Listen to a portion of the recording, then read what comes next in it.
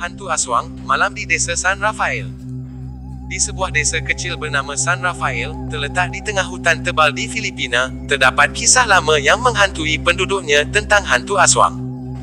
Aswang adalah makhluk mitos yang dikatakan berkeliaran pada waktu malam, mencari mangsa untuk dihisap darahnya. Walaupun ia hanya kisah, penduduk desa sangat percaya, dan mereka berusaha menghindari malam dengan cara apapun. Pagi itu, cuaca sangat cerah. Anak-anak bermain di depan rumah, dan para petani sibuk di ladang. Namun, suasana sejuk itu bertukar cemas ketika berita beredar tentang seorang penduduk desa yang hilang tanpa jejak.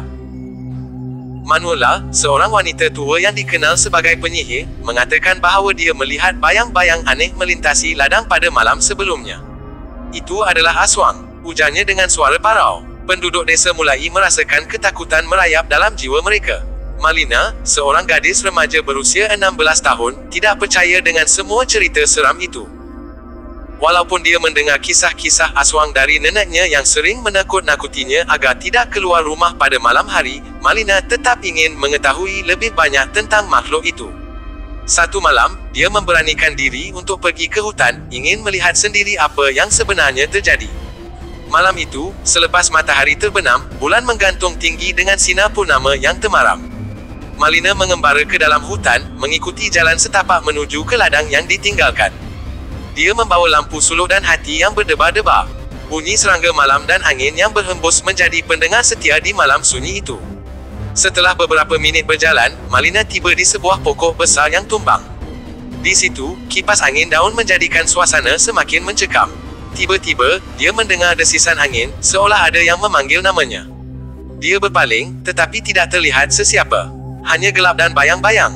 Dengan beraninya, Malina meneruskan langkahnya. Semua cabaran, semua ketakutan, seolah terdorong oleh rasa ingin tahunya. Hampir tiba di ladang, Malina berhenti mendengar suara aneh seperti rengekan. Dengan tekad, dia melangkah perlahan-lahan menuju bunyi itu.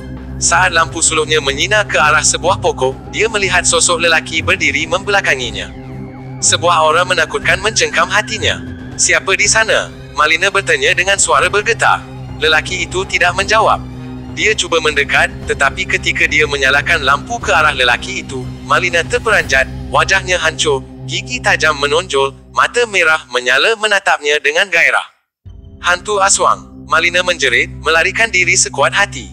Namun, aswang itu mengikutinya dengan kelajuan yang tidak dapat dibayangkan.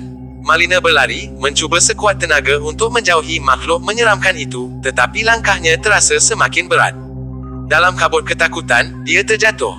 Ketika dia menoleh, aswang itu sudah semakin hampir. Dengan pemandangan menyeramkan, aswang menghulurkan tangannya. Tiba-tiba, Malina teringat kisah neneknya tentang cara mengatasi aswang. Malina meraih syal merah yang dipakainya dan mencamparkannya ke arah makhluk itu. "Jauhi aku, kau tidak akan dapat memangsaku," jerit Malina. Aswang itu terhenti, pandangannya pada syal merah seolah-olah terpesona. Dalam kekacauan itu, Malina bangkit dan melarikan diri semula, mengejar jalan pulang yang sudah dikenalnya. Dengan napas tersengal, akhirnya Malina sampai di rumahnya. Dia menutup pintu dengan kuat dan mengunci setiap celah. Jantungnya berdegup kencang, dan dia tidak dapat menahan air matanya. Memikirkan apa yang akan berlaku jika dia ditangkap oleh aswang itu mendorong ketakutannya. Dia jatuh ke lantai, kebingungan dan ketakutan menyelubunginya. Keesokan harinya, desas-desus di desa semakin kuat. Keluarga Malina panik apabila mengetahui dia telah keluar malam. Dia menceritakan semuanya kepada mereka, tentang aswang dan bagaimana dia hampir terbunuh. Namun, tidak semua percaya akan kisahnya. Beberapa penduduk desa menganggapnya sebagai kisah remaja yang berlebihan. Beberapa hari berlalu, dan kejadian aneh mulai berlaku di desa. Haiwan ternakan hilang, dan penduduk mulai merasa tidak selamat. Malina merasa terdorong untuk sekali lagi menyelidiki apa yang sebenarnya terjadi.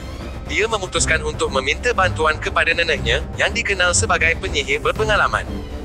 Setelah Malina menceritakan pengalaman penuhnya, neneknya memperingatkan, aswang tidak akan berhenti selagi mereka tidak mendapatkan apa yang mereka inginkan. Mereka boleh berpura-pura menjadi manusia pada siang hari, tetapi pada malam hari, mereka akan muncul sebagai makhluk pemangsa. Mendengar ini, Malina merasa ketakutan tetapi juga bertekad untuk melawan. Dia dan neneknya segera merancang untuk melawan aswang. Mereka mengumpulkan garam, bawang putih, merangkap, dan barang-barang lain sebagai perlindungan. Keesokan harinya, mereka membuat ritual untuk melindungi desa dari aswang. Malam itu, ketika bulan purnama kembali bersinar, penduduk desa berkumpul dengan Malina dan neneknya di tengah padang. Dengan semangat, mereka melakukan ritual sambil menyatakan doa. Tiba-tiba, suara desisan dan teriakan melanggar malam. Aswang muncul dari bayangan, sosoknya lebih menakutkan daripada sebelumnya. Malina, di depan semua orang, meraih syal merahnya. Kami tidak akan membiarkanmu mengganggu kami lagi. Pergi dari tempat ini, jeritnya sambil melambai-lambai syal. Aswang menjerit marah, tetapi kelihatan terpengaruh. Dengan semua kekuatan mereka, penduduk desa bersatu dan menghadapi Aswang. Usaha keras mereka tidak sia-sia, Aswang itu akhirnya mundur, melarikan diri ke dalam hutan, menghilang ke dalam kegelapan malam. Penduduk desa menghela nafas lega, tetapi mereka tahu bahawa ancaman Aswang tidak sepenuhnya pergi. Mereka perlu sentiasa bersedia.